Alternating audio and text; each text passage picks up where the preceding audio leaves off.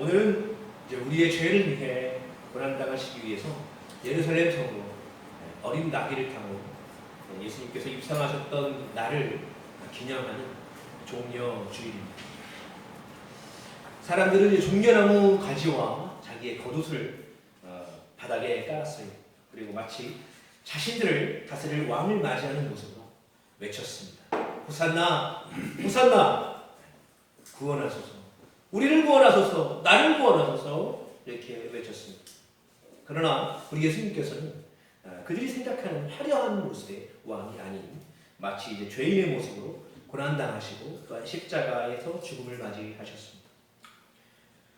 오늘은 종려주의를 기념하면서 말씀을 나눌 때에 신약의 말씀이 아닌 구약의 출애굽기 12장의 내용을 가지고 함께 말씀을 나누려 합니다.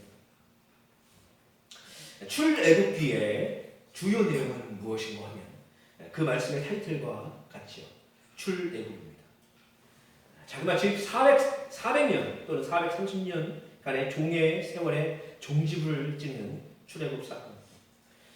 그런데 이제 그 출애굽 후에도 이스라엘 백성들의 삶은 순탄하지 못했던 것을 우리는 알고 있죠. 광야에서의 40년 동안의 시간은 이스라엘 백성들에게는 연단의 시간이었고 또 그들의 입장에서는 충분히 고통과 고난 가득한 시간이었음을 우리가 알고 있습니다. 근데 아시다시피 출애굽 사건은 굉장히 드라마틱한 이야기입니다. 창세기 후반부에 요셉이 애굽의 총리가 됩니다. 굉장히 이제 그것도 드라마틱한 이야기죠, 그렇죠? 기근이 엄청 심했는데 그때에 이제 그 땅을 피해서 이주해야 됐던 이스라엘 그 야곱과 그 민족들을 구원하는데 요셉이 쓰임 받게 되죠. 애굽의 고센 땅으로 이주시키잖아요, 그렇죠? 그러나 이제 후에 요셉을 알지 못하는 바로가 일어납니다. 그래서 이스라엘 민족을 경계하기 시작했고 마침내는 이스라엘 백성들을 종노릇하게 만들어버려요. 전락시킵니다. 그래서 400년 또는 430년간의 종살이를 하는 처지로 바뀌게 되는 것이죠. 그러나 하나님은 그대로 보시지 않았습니다. 하나님은 그들의 출애굽을 위하여 모세와 아론을 예비하셨어요. 그리고 그들에게 중대한 명령을 내리십니다. 어떤 명령이요? 출애굽시켜라. 가서 저 애굽 왕 바로에게 이스라엘 백성들을 당장 애굽 땅에서 내보내라. 그 명령을 하달하라는 그 명령을 듣게 됩니다. 그리고 수행하게 되죠.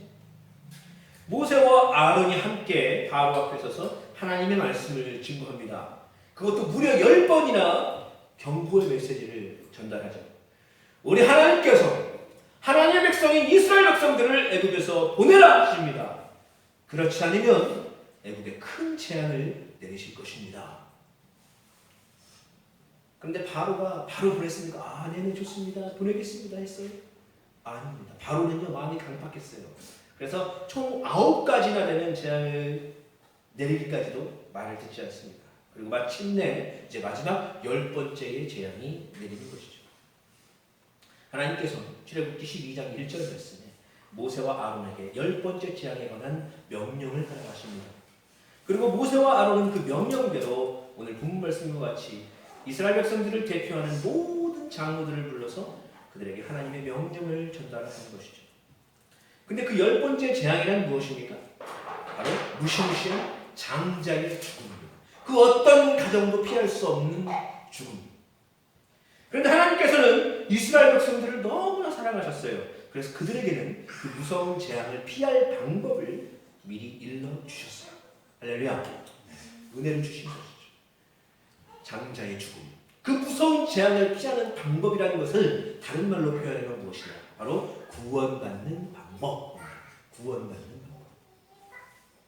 오늘은 하나님께서 이스라엘에게 베푸신 이 구원의 사건을 통해서 하나님이 저와 여러분을 향한 크신 사랑을 발견할 수 있기를 소원합니다. 서두에 말씀드렸듯 오늘은 종려주일입니다.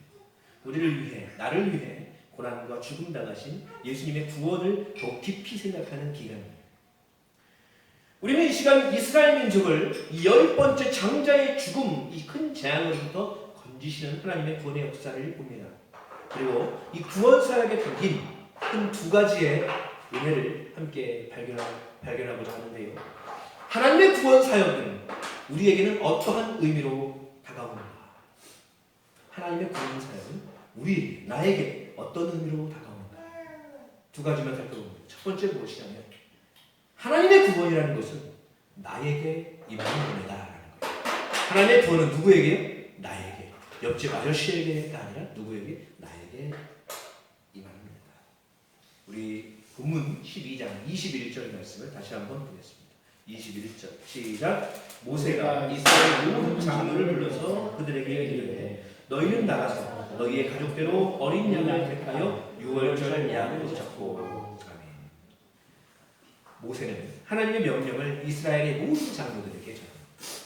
너희는 나가서 어린 양을 택해서 유월절 양으로 잡아. 근데요, 그 잡을 어린 양의 수에 기준이 되는 말이 있습니다. 바로 무엇이냐면 너희의 가족대로. 너희의 가족대로. 근데 이 명령은요, 하나님께서 모세에게 직접 명령하실 때를 보면 그 이유에 대해서 더 명확하게 그 의미를 알 수 있습니다.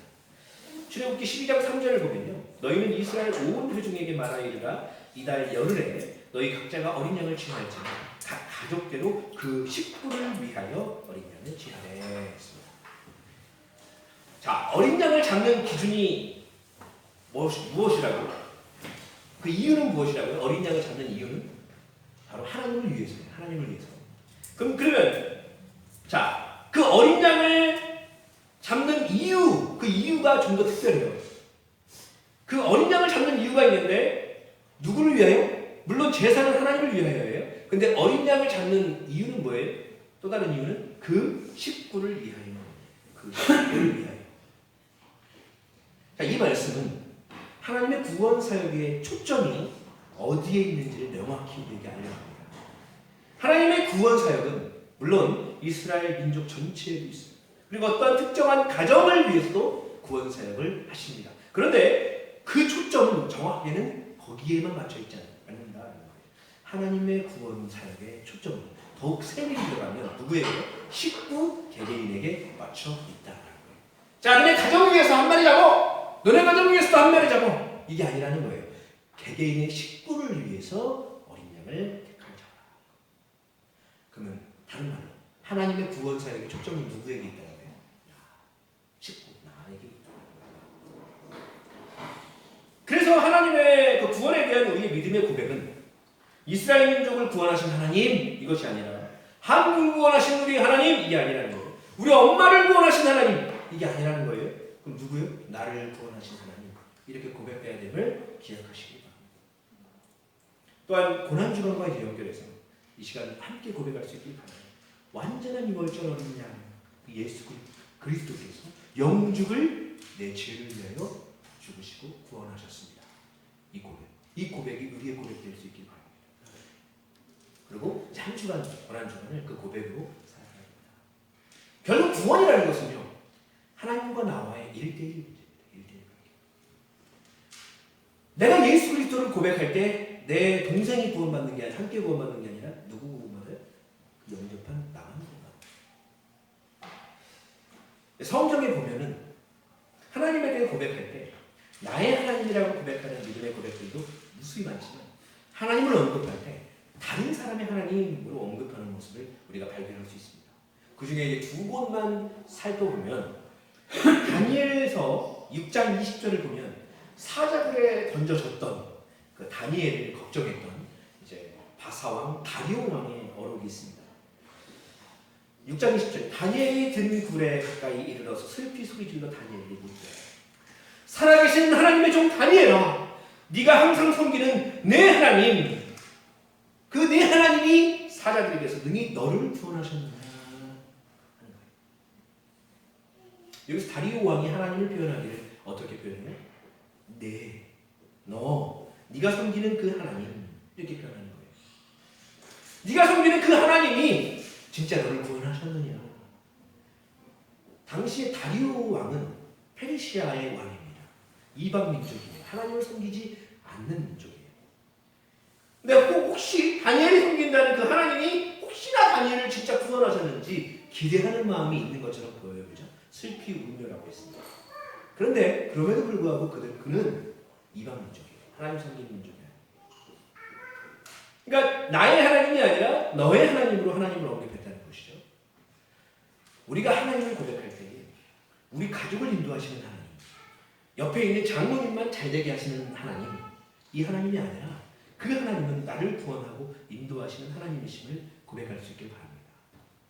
또 한 가지를 볼까요?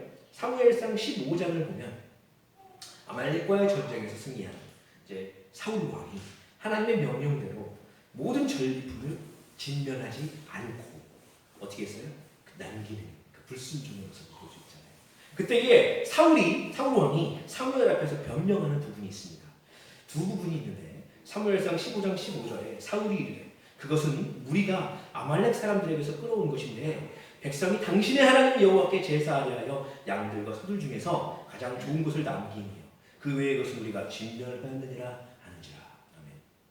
또 20절 말씀에 사울이 사무엘에게 이르되 나는 실로 여호와의 목소리를 청종하여 여호와께서 보내신 길로 가서 아말렉 왕 아각을 끌어왔고 아말렉 사람들을 진멸하였으나 다만 백성이 그 마땅히 멸할 것 중에서 가장 좋은 것으로 길갈에서 당신의 하나님 여호와께 제사하려고 양과 소를 끌어왔나이다 하는지라.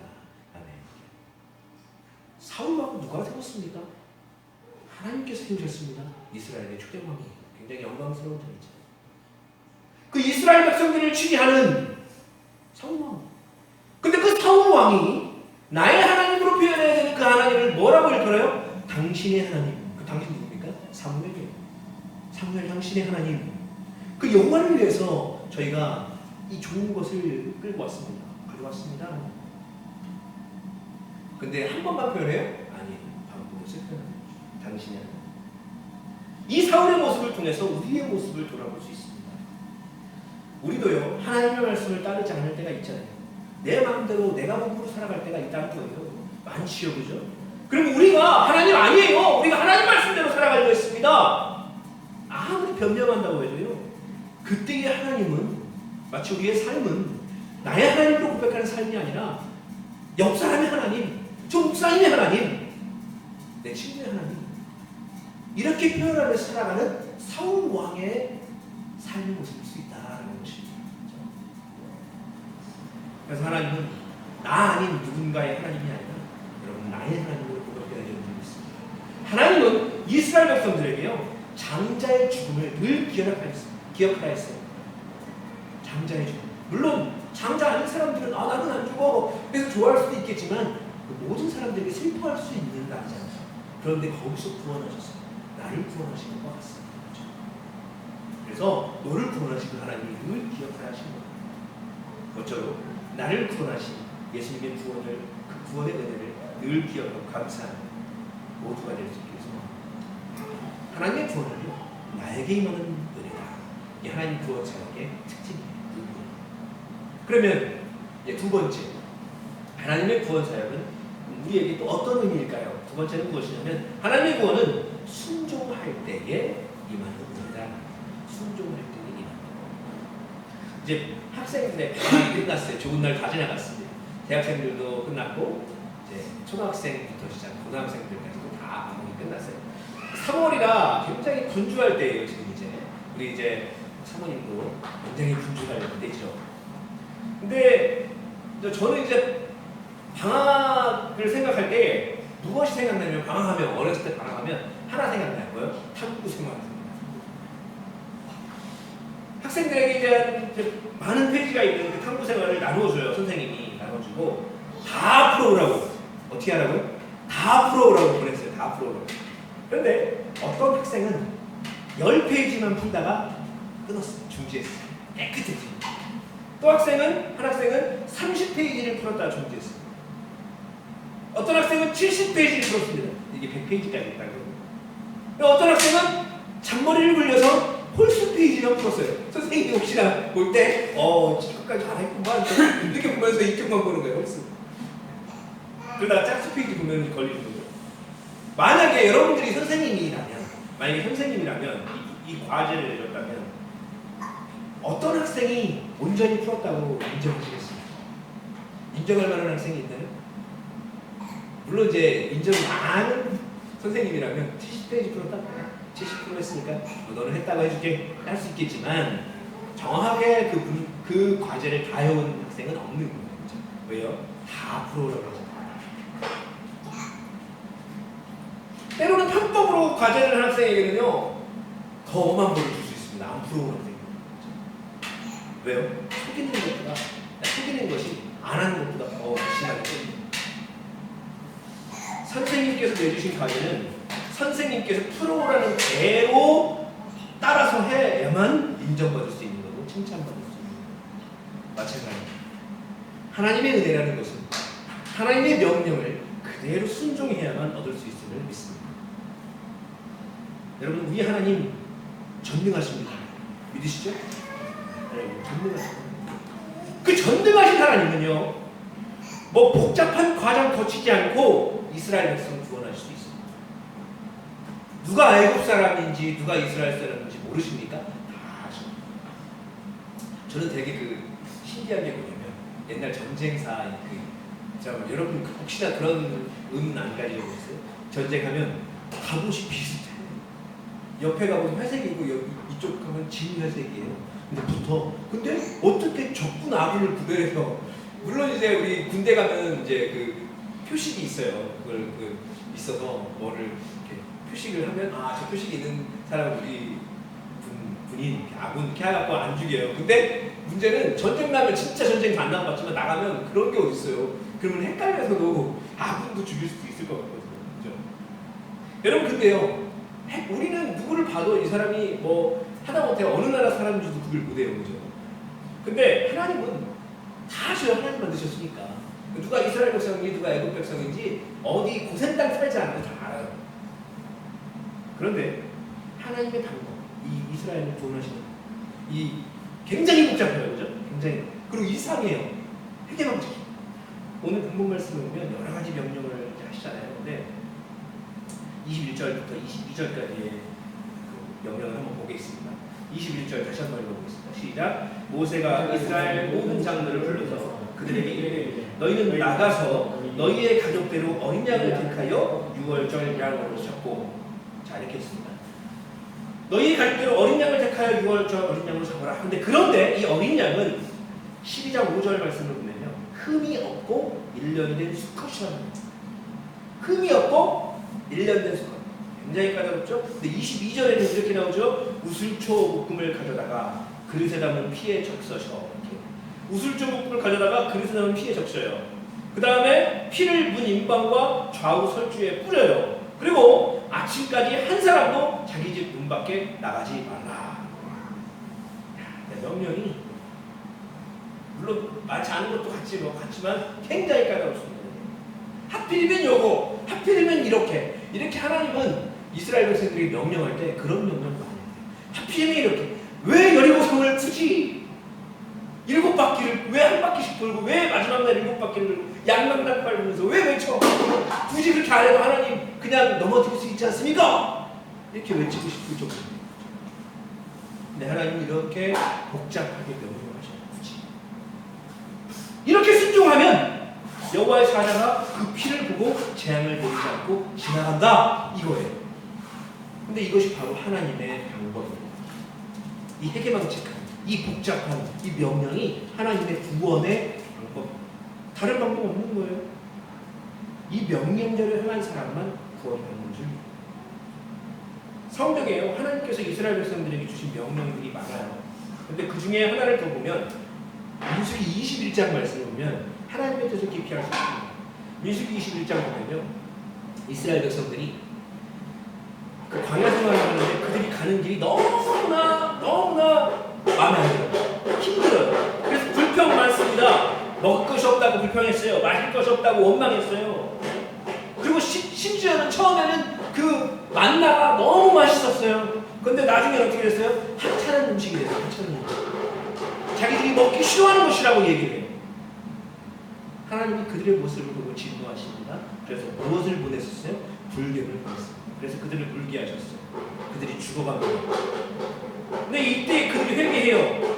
모세에게 간구합니다. 하나님께 간구해서 제발 불뱀을 떠나게 해달라고 모세에게 간청해요. 그래서 하나님께서 불뱀을 물러가게 하셨어요? 아니에요. 하나님은 불뱀을 물러가게 하셨다고 하지 않습니다. 그런 방법 하지 않아요. 어떻게 해요? 한 가지 명령을 하십니다. 21장 민수기 21장 8절 9절에 여호와께서 모세에게 이르시되 불뱀을 만들어서 장대기에 매달아라. 물린 자마다 그것을 보면 살리라. 모세가 노뱀을 만들어 장대기에 다니 뱀에게 물린 자가 노뱀을 쳐다본즉 모두 살더라. 아멘. 이거 순종하기 쉬워요, 어려워요? 굉장히 쉽습니다. 노뱀을 보면 되는 거예요. 노뱀을 자 집에서 하나씩 만들어 보십시오. 이렇게 하지 않았습니다. 어떻게 했어요? 노뱀을 보십시오. 마치 옛날에 그 자리구비가 그 굴비를 한 번씩 보듯이 그냥 보면 되는 거예요, 그죠?